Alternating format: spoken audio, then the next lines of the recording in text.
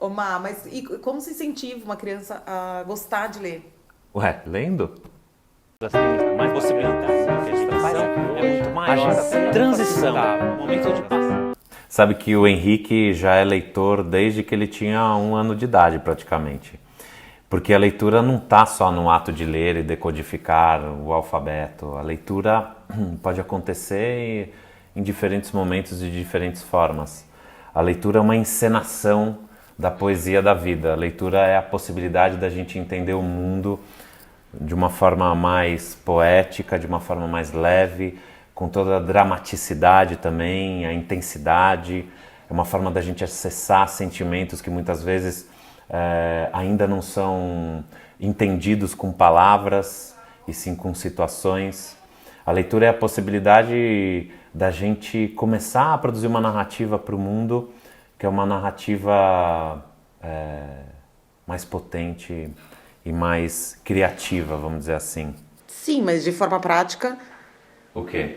como se incentiva essa leitura, essa maravilha? Além de ler para criança, a gente precisa talvez criar alguns hábitos mesmo. Por exemplo, eu acho muito importante que a criança tenha livros em casa e que na paisagem da casa, do quarto, da sala, tenha livros por lá. Eu sei que livros é um objeto, vamos dizer assim, caro muitas vezes, mas é importante a gente investir mesmo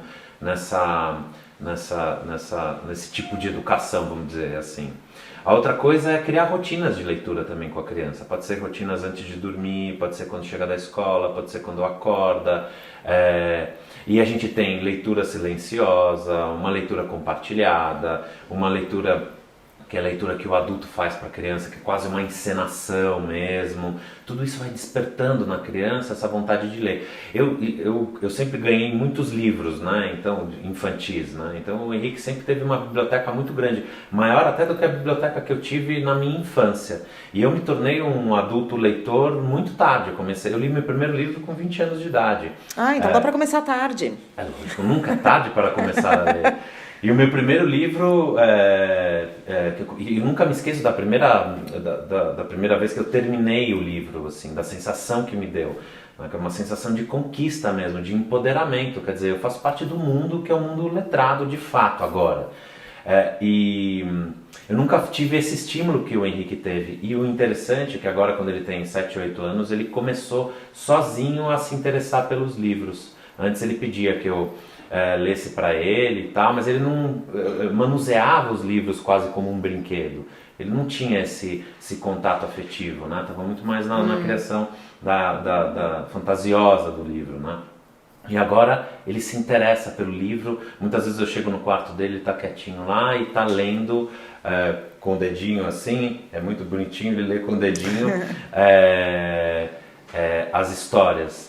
E o bacana é que não é só a decodificação do código mesmo, ele não está lendo só, ele lê, ele interpreta, ele sente, ele entra na história. Então a leitura é um grande processo que precisa da ajuda do adulto para decifrar. Porque quando a gente lê, a gente não pode ser monocromático e ler assim, desse jeito. Você precisa contar, né? Precisa contar a Precisa história. ter um contador de histórias interno. Exatamente, é um convite. Porque a literatura é capaz de levar a gente para um outro mundo e a função da literatura é transformar a gente em pessoas melhores mesmo, não tem jeito. E não é só mais inteligentes, mais cultos, não tem a ver com esse acúmulo, tem a ver com um outro tipo de crescimento. Então, nunca é tarde para ler e a escola deveria colocar a leitura talvez como essência do seu trabalho. E as famílias e, vamos dizer assim, as políticas públicas deviam ter a valorização à leitura, a valorização das bibliotecas públicas principalmente, como um eixo do trabalho em educação. Vamos torcer, né?